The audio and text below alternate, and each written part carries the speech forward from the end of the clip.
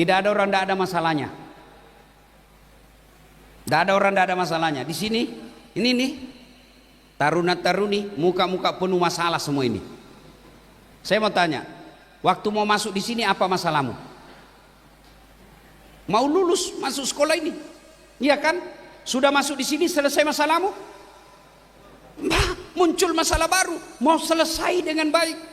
Sudah selesai sekolah ini, selesai masalahmu, muncul masalah lagi.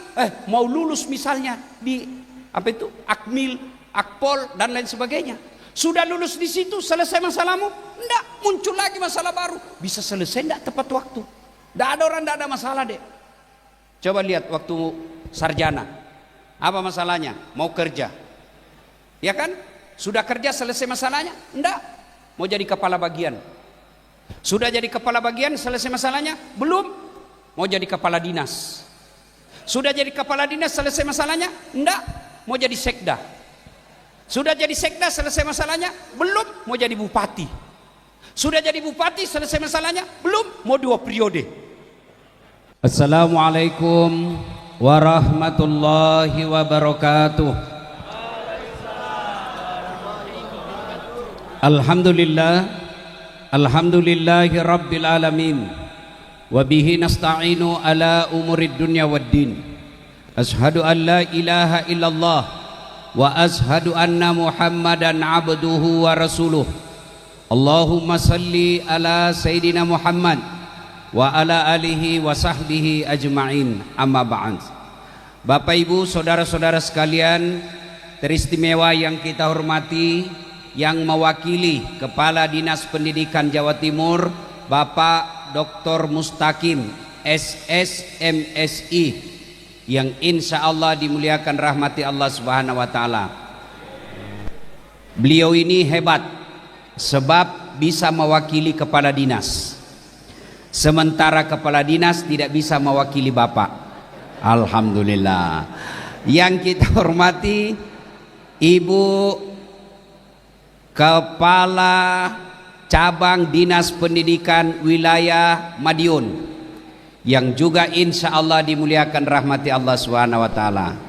Juga semua yang hadir di tempat ini, teristimewa adik-adik taruna dan taruni yang insya Allah dirahmati Allah Subhanahu wa Ta'ala. Karena waktu terbatas, ibu-ibu juga saya hormati. Ini bahaya kalau ibu meras terkuat di bumi. Karena waktu terbatas, saya mau to the point saja beberapa yang saya mau sampaikan. 1. 1400 tahun yang lalu ada masyarakat sosial namanya masyarakat jahiliyah. Masyarakat ini sangat jelek. Begitu jeleknya struktur masyarakat jahiliyah, sampai sekarang tidak ada yang mau disebut jahiliyah.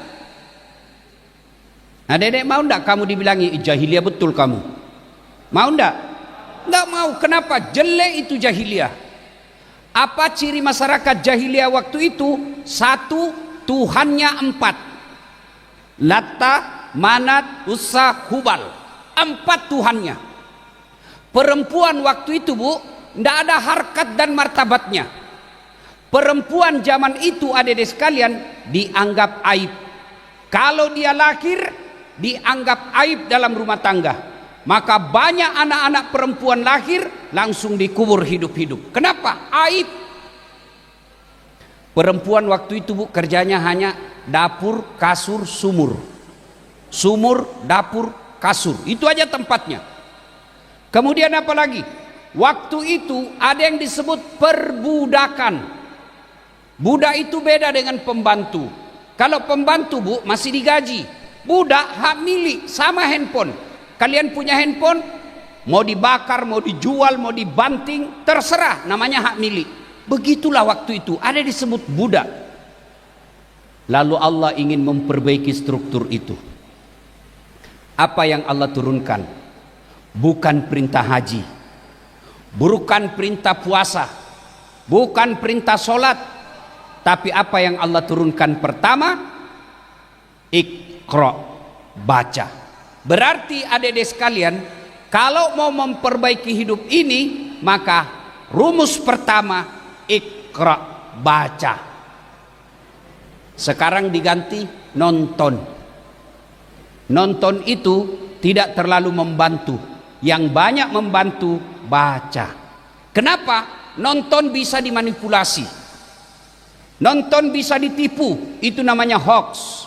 Coba lihat di media sosial. Muka-muka saya, suara-suara saya, tapi kontennya hoax. Apa dia jual? Obat kuat. Menghina saya, Bu. Kalau jual tasbih masih masuk, jual parfum oke. Obat kuat, saya ini masih kuat deh, masih bisa ceramah 5 kali sehari, masih kuat. Hoax. Maka dedek sekalian, budaya membaca mesti dikembalikan. Sayangnya anak-anak Gen Z, generasi Alpha sekarang ini malas membaca. Yang dia handalkan scroll. Kalau mau sukses baca. Iqra. Ali bin Abi Thalib, sahabat Nabi yang Nabi sendiri mengakui ada 4 sahabatku, tapi yang paling cerdas Ali bin Abi Thalib. Pernah ditanya, ya Imam, kalau kau disodorkan antara harta dengan ilmu, kamu pilih mana? Adik-adik ini taruna, kalau saya kasih kau iPhone 17 Pro dengan kitab Durratun Nasihin, kau pilih mana? Kitab. Ah, pandai juga kau sudah pencitraan kayak politisi. Pasti pilih apa? Kalau kau disuruh pilih uang dengan harta dengan ilmu, pilih mana? Banyak yang pilih duit. Ali bin Abi Thalib kata, kalau saya disuruh pilih antara harta dengan ilmu, saya pilih ilmu. Kenapa pilih ilmu ya Imam? Ada 3 kelebihan ilmu dibanding harta. Apa itu? 1, harta setengah mati kamu jaga, ilmu dia yang jaga kamu. Adik-adik punya duit 5 juta, kau masuk di balik kaleng-kaleng, masukkan di kaleng-kaleng, itu kaleng kau gembok. Sudah itu kau masukkan lemari, gembok lagi lemarimu. Berapa sudah gemboknya? Berapa gemboknya? 2. Keluar kamar gembok lagi. Berapa gemboknya? 3. Keluar rumah gembok lagi. Berapa gemboknya? 4. Keluar pagar gembok lagi pagarnya. Berapa gemboknya? 5. Sampai di sekolah hilang gemboknya, hilang kuncinya. Setengah mati kamu jaga. Sementara harta, ilmu, harta kamu yang jaga, ilmu dia yang jaga kamu. Mana buktinya? Kau tengok saya tadi kan, saya dari Surabaya mau ke Ponorogo dikawal polisi. Niung, niung, niung, niung, niung, niung. Kenapa? Apa karena saya gagah? Tidak. Apa karena saya pejabat? Bukan. Kenapa? Ada ilmu. Coba saya tadi disambut, dikasih kalung, dihormat. Padahal saya tidak gagah. Lebih gagah kalian daripada saya. Saya mau contoh ini bagaimana cara kasih perut kecil seperti itu tadi. Masya Allah. Sudah dari tadi saya lihat dia bagaimana caranya ini, kecil betul perutnya. Kalian lebih gagah dari saya, tapi saya penuh pesona. Mana buktinya? Kau mau foto sama saya toh? Maka ilmu angkat derajatnya. Dengan ilmu kamu yang dijaga, harta kamu yang jaga dia. Yang kedua kelebihan ilmu kata Ali, harta belum tentu kau bisa dapat ilmu, tapi ilmu kamu bisa dapat harta. Adik-adik di kampung, ini cerita benaran ini di kampung saya.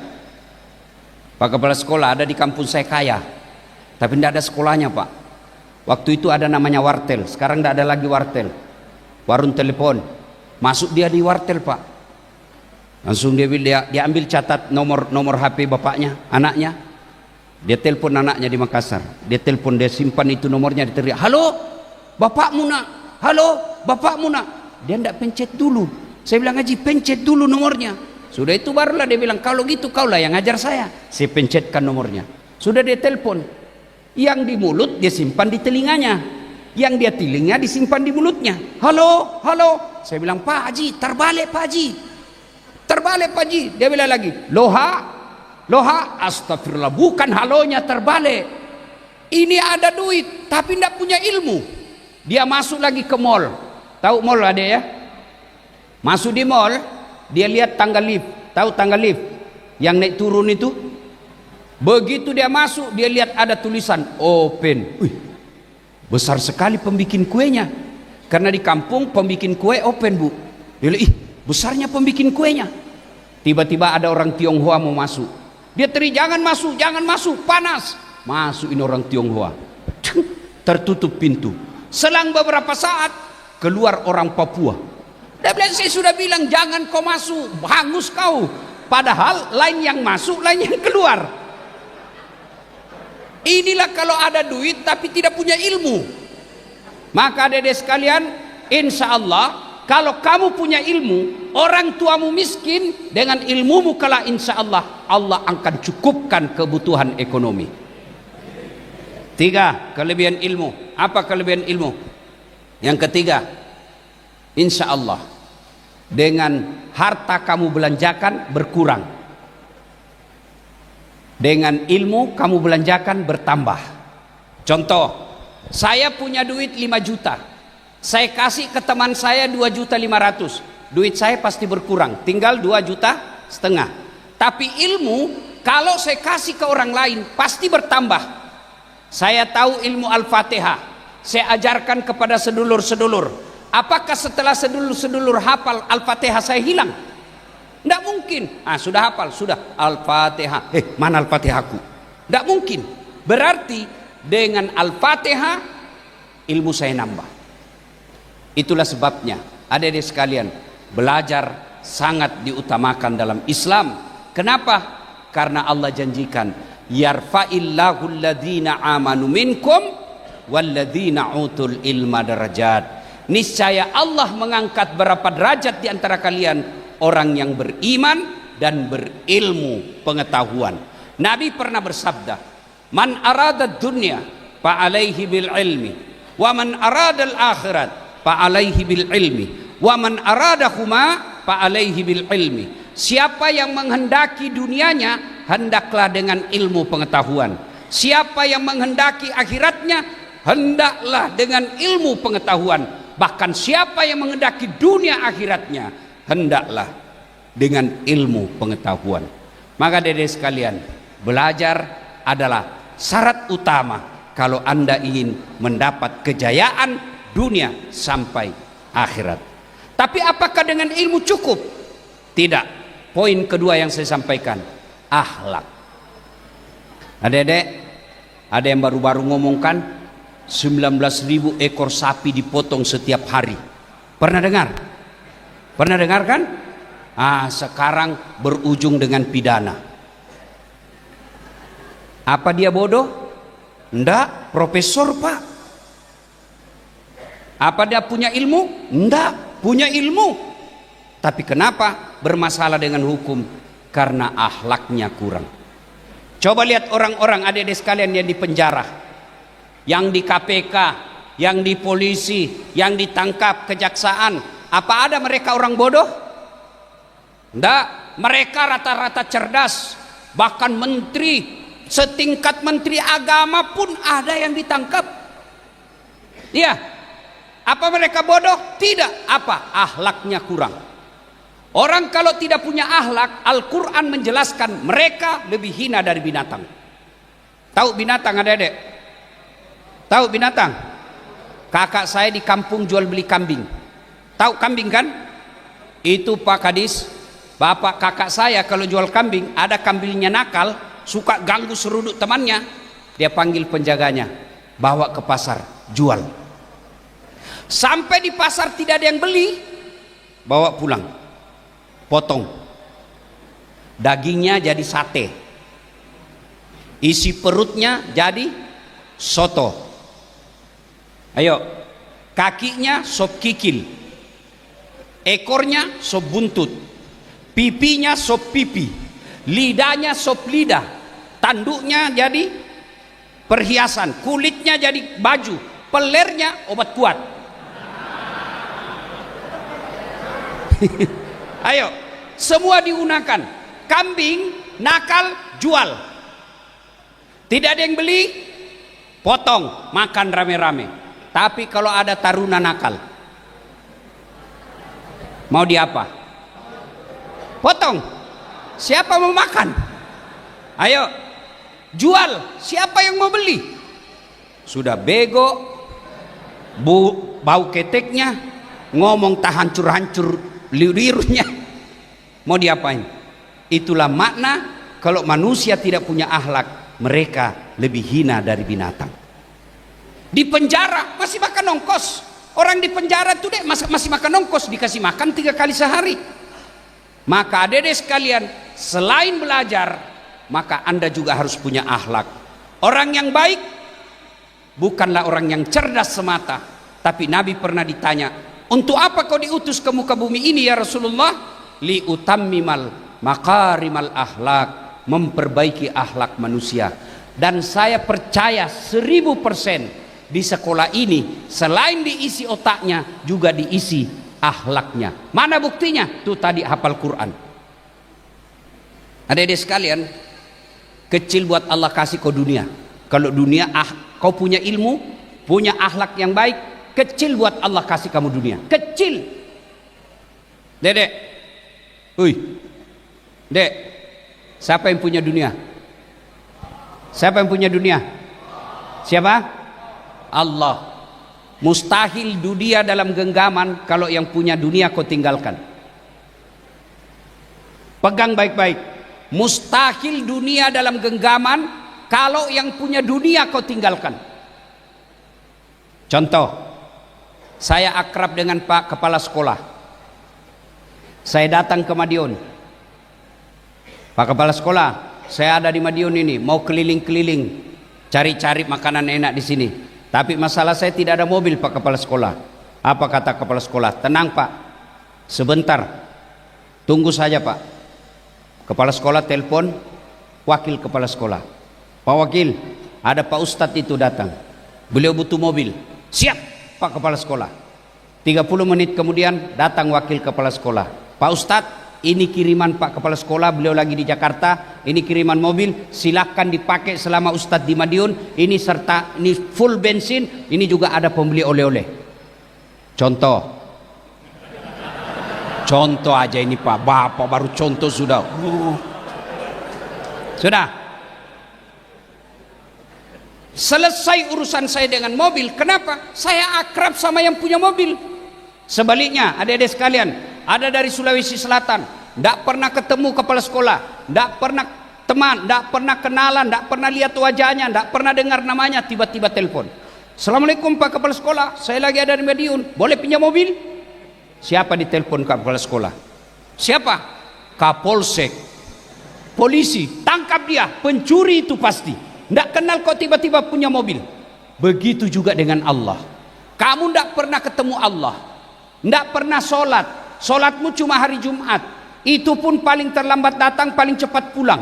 Orang khotbah kau tidur, tiba-tiba ada masalah dalam sekolah ini. Ya Allah, capek sudah saya hadapi hidup ini ya Allah, tolonglah saya ya Allah, capek sudah hadapi hidup ini. Allah berfirman, malaikat, karena dia sudah capek hadapi hidup, cabut nyawanya. Maka adik-adik sekalian, akhlak itu bisa didapati dalam sholat. Kok betul Ustaz, sholat mengajarkan akhlak? Akhlak pertama dalam sholat, sifat paling Allah benci, sombong. Bapak-bapak kepala sekolah, bapak ibu para guru sekolah, apakah sombong itu pakai barang mahal? Apa sombong itu pakai barang mahal, ibu? Ibu punya emas, sombong? Enggak, perhiasan. Kalau perlu tulis di sini, emas murni. Boleh, boleh. Apakah sombong itu pakai barang mewah? Belum tentu. Apa sombong? Nganggap orang lain, menolak kebenaran.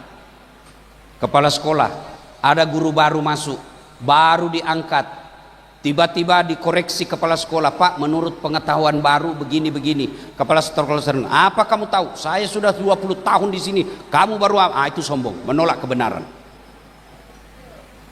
Sombong, puncak kesombongan itu tidak mau sholat. Bapak-bapak, adik-adik, dalam diri kita, harga diri ini yang paling mulia, kepala. Pak Kepala Sekolah bercanda sama saya, dorong pantat masih senyum saya Pak, dorong perut masih senyum saya. Tapi jangan coba-coba dorong kepala saya. Kenapa? Harga diri Pak. Begitu, kurang ajar Bapak ini. Kenapa? Harga diri. Sebaliknya, Anggota tubuh paling hina apa? Kaki. Pak kepala sekolah kasih saya duit pakai kaki. Ustadz, ini pembeli tiket. Oh Pak, biar saya miskin, jangan kau hina saya tikam kau. Kenapa? Kehinaan ada pada telapak kaki. Tapi ketika ketemu dengan Allah, kepalamu yang mulia, rendahkan sehina kakimu, telapak kakimu itu.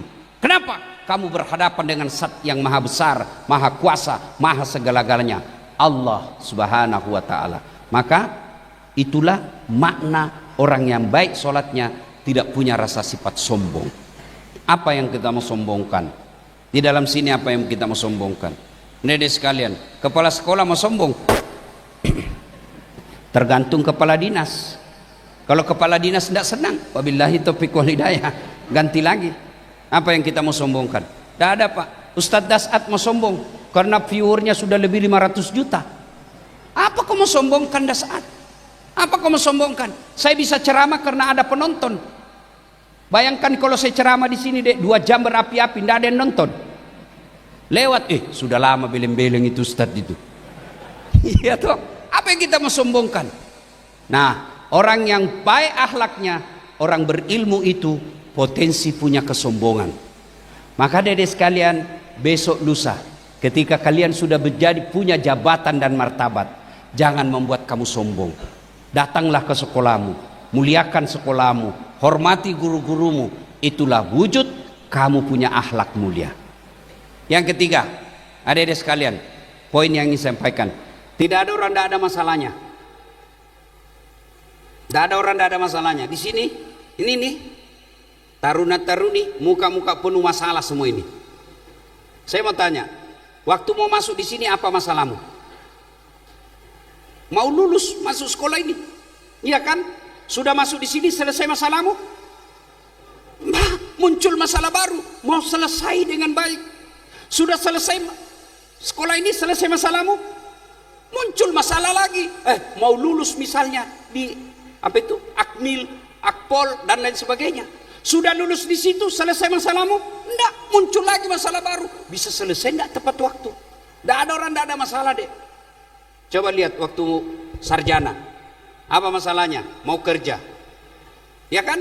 Sudah kerja selesai masalahnya? Enggak. Mau jadi kepala bagian. Sudah jadi kepala bagian selesai masalahnya? Belum. Mau jadi kepala dinas. Sudah jadi kepala dinas selesai masalahnya? Enggak. Mau jadi sekda. Sudah jadi sekda selesai masalahnya? Belum. Mau jadi bupati. Sudah jadi bupati selesai masalahnya? Belum. Mau 2 periode. Sudah 2 periode selesai masalahnya? Ditangkap KPK. Iya toh? Tidak ada orang tidak ada masalahnya Pak. Semua kita punya masalah. Iya kan? Ini yang lagi ceramah sekarang adek, banyak juga masalah saya. Apalagi setelah saya viral, banyak janda-janda curhat Pak. Masya Allah, Ustadz, baru saja suami saya meninggal, adakah doa-doa penenang jiwa? Saya kirimkan dah baca ini kalau ibu lagi galau. Lama-lama dia bilang, Ustadz jiwaku sudah tenang. Maukah Ustadz menjadi imam dalam hidupku? Mohon maaf, saya bukan imam, saya penceramah. Tidak ada orang tidak ada masalahnya Bu. Coba lihat lagi Bu, dalam rumah tangga. Bapak-bapak, istri cantik, bapak pikir bukan masalah? Masalah Pak, digoda orang. Apalagi kalau suaminya jelek, lebih masalah lagi. Duluan aja dek, nanti kita ketemu di gedung. Sampai di gedung, mana kau bang? Nggak jadi dek, saya mencret. Berarti bagus kalau jelek istri. Jelek istri dihina orang Pak. Kita lagi yang malu jalan sama dia. Berarti bagus kalau tidak ada istri. Masalah juga. Bagus kalau banyak istri. Lebih masalah lagi. Tidak ada orang tidak ada masalahnya. Maka adik sekalian, saya tahu kamu punya masalah semua. Maka ketika punya masalah, Allah punya resep 2. Ista'inu bis-sabri was-salah. Sabar, perbaiki sholatmu. Di sini, latihan. Apa nama? Boarding. Makan mungkin dibatasi. Pegang handphone mungkin dibatasi. Sini boleh pegang handphone atau tidak? Iya kan? Tapi percayalah dek, Tidak ada kesabaran yang tidak buah keberhasilan. Sabar. Kamu dijauhkan, misalnya yang tadi dari mana itu? Dari Bali. Ada bahkan saya dengar dari Sabang. Datang ke sini, jauh dari keluarga. Kesabaranmu insya Allah akan buah hasil. Tidak ada kesabaran yang tidak ada hasilnya. Belajar dari kisahnya Ayub alaihissalam. Dari kaya raya, kemudian miskin, habis hartanya, anaknya wafat, ditinggal istri, penyakitnya banyak. Allah kemudian balas kesembuhan, lalu sukses kembali. Belajar lagi baru-baru kisah tentang Nabi Ibrahim yang diperintah sembelih anaknya. Setelah dia sembelih, darinya Allah uji keberhasilannya, kesabarannya, diganti dengan domba. Apa setelah itu? Dikasih hari tasyrik. Hari tasyrik itu hari bahagia, tidak boleh puasa, hari khusus makan-makan, Independence Day. Tidak ada orang yang kesabarannya baik pasti kecuali Allah membalasnya dengan keberhasilan. Kalian sabar di sini, insya Allah Allah akan balas kesabaranmu. Dan hebatnya itu sabar, pahalanya, balasannya, innallaha ma'as sabirin. Allah bersama orang-orang yang sabar. Yang kedua, kalau mau sukses dalam belajarmu adalah sholat. Sholat, adik-adik sekalian. Apa alasan tidak mau sholat? Coba bilang. Syukur-syukur kalau di sini berjamaah. Berjamaah sini. Alhamdulillah. Coba lihat. Insya Allah, kalau baik sholatmu, Allah akan berikan apa yang kamu mau. Saya tidak dikasih apa yang kamu mau. Nah, ini poin keempat yang saya ingin sampaikan. Adik-adik, tamat SMA dulu, saya daftar Akabri. Akabri. Dulu belum pisah polisi dengan tentara. Namanya Akabri. Saya daftar Akabri. Tes fisik tidak lulus. Kenapa? Ceper. Tinggiku tidak cukup. Saya protes kepada Allah waktu itu dalam doa. Ya Allah, kenapa kau tidak luluskan saya? Kenapa tinggiku kurang? Kau tidak rugi jadi Tuhan kalau kau tambah 1 senti. Saya protes. Teman saya lulus, Pak. Itu kemarin saya post di IG saya. Ada kawan saya sebelah kiri saya itu, sekarang pangkatnya dia lulus waktu itu AKBP. 2 bunga. Pakai baret merah. Reserse. Saya tidak lulus waktu itu. Saya jadi ustadz. Dia pakai baret merah, saya pakai baret putih. Alhamdulillah dengan baret putih saya pakai ini, mulai baret merah sampai baret hitam saya ceramai semua. Apa ya? Sangka baik. Andai saja saya lulus waktu itu, sampai sekarang barangkali masih setengah mati hormat. Datang komandan, siap komandan. Datang gubernur, siap gubernur. Datang presiden, siap pak presiden. Sekarang saya jadi ulama, mereka semua yang hormat sama saya. Maka adik-adik sekalian, ketika kamu sudah belajar dengan baik, sudah tingkat kesabaranmu baik, sholatmu baik, kamu datang ke sini, mau jadi tentara, mau jadi polisi, mau jadi apa saja, ternyata Allah tidak kasih, percaya apa yang kamu minta tidak baik. Dulu gagal tentara, saya daftar kedokteran. Saya ikut bimbingan tes. Saya sholat tahajud 40 malam berturut-turut. Saya nasar puasa 7 hari kalau lulus. Begitu pengumuman tidak ada namaku.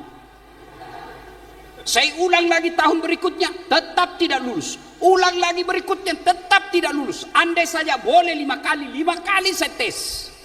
Ternyata begitulah cara Allah menghalangi saya. Tidak lulus saya kedokteran. Saya lulus sospol, ilmu komunikasi.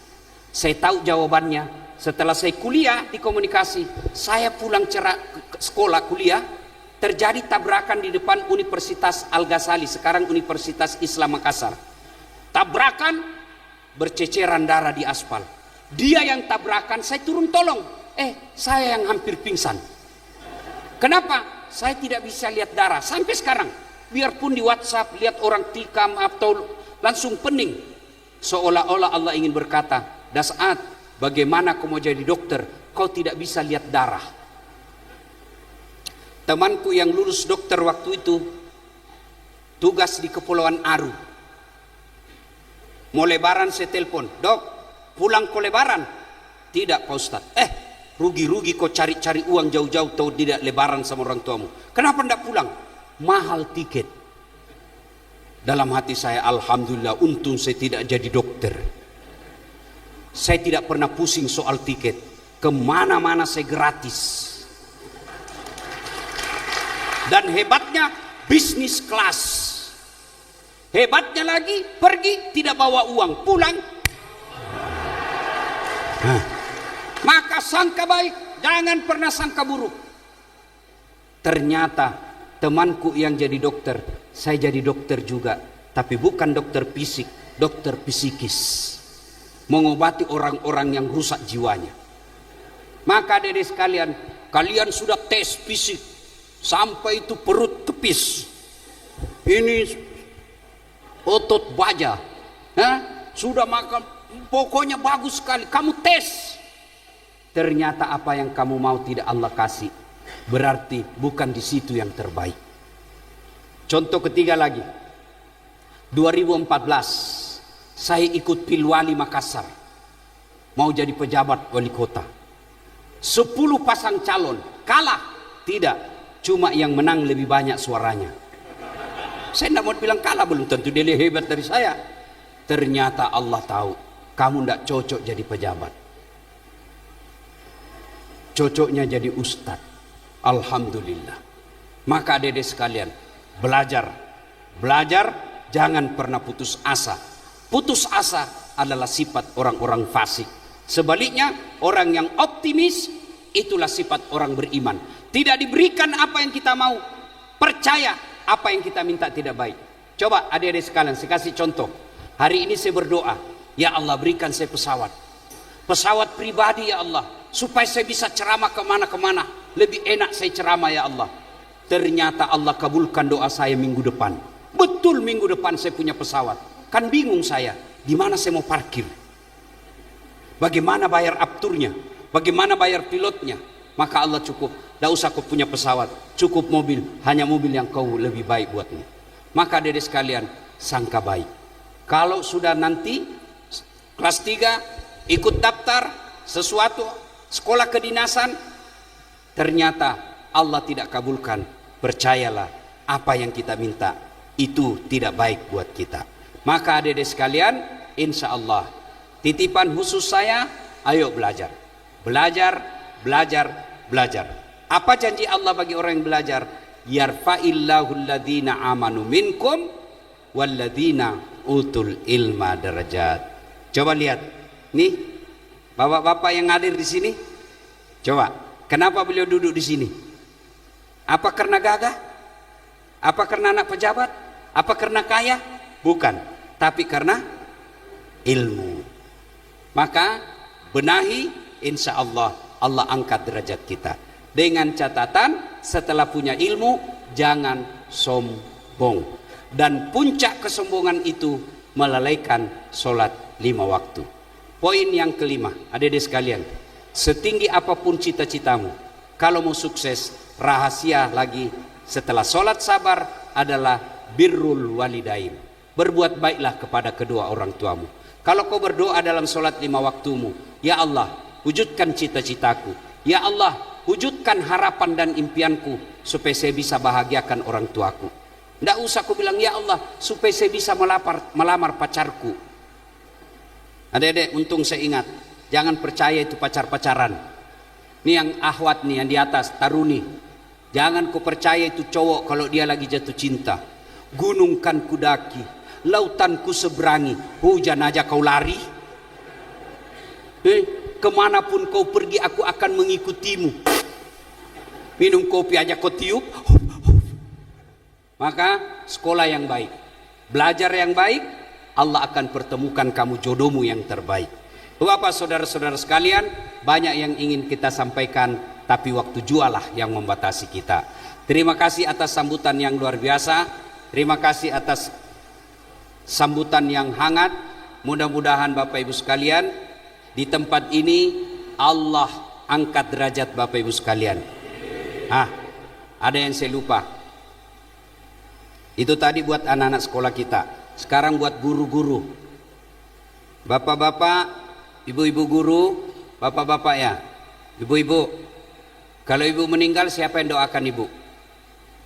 Siapa? Suami. Jangan harap bu kawin lagi. Siapa yang doakan? Anak.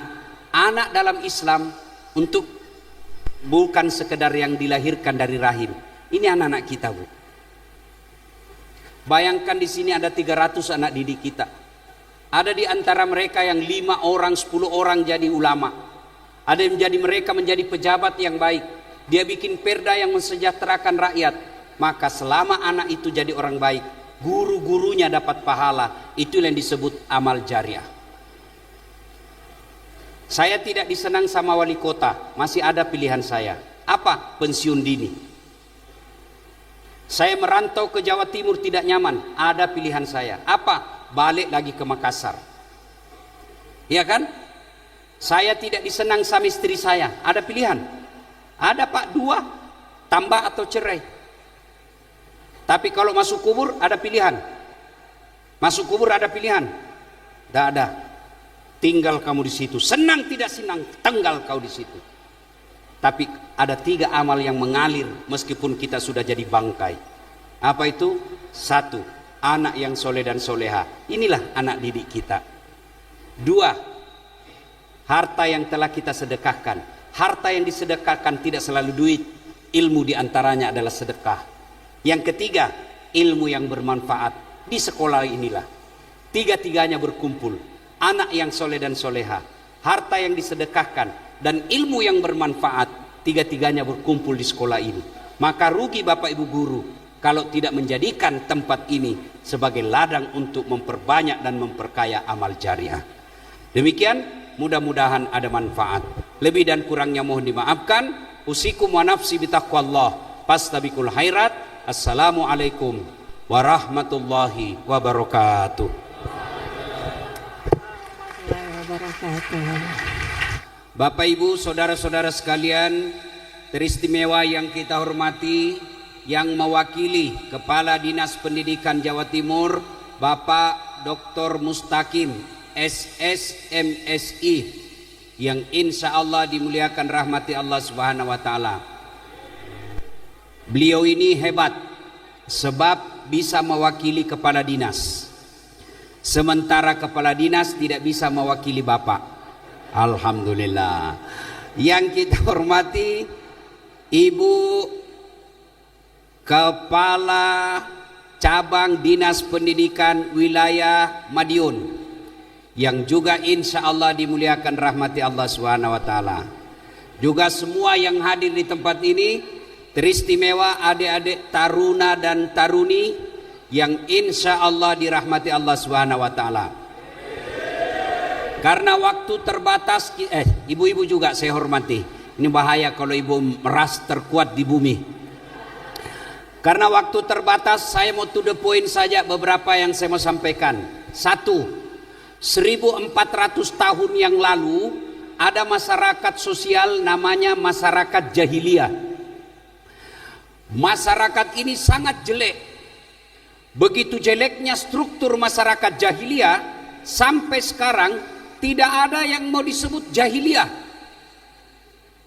Nah, dedek mau enggak kamu dibilangi jahiliyah betul kamu? Mau enggak? Enggak mau. Kenapa? Jelek itu jahiliyah. Apa ciri masyarakat jahiliyah waktu itu? 1, Tuhannya 4. Latta, Manat, Uzza, Hubal. 4 Tuhannya. Perempuan waktu itu bu, tidak ada harkat dan martabatnya. Perempuan zaman itu adik-adik sekalian dianggap aib. Kalau dia lahir dianggap aib dalam rumah tangga. Maka banyak anak-anak perempuan lahir langsung dikubur hidup-hidup. Kenapa? Aib. Perempuan waktu itu bu, kerjanya hanya dapur, kasur, sumur. Sumur, dapur, kasur. Itu aja tempatnya.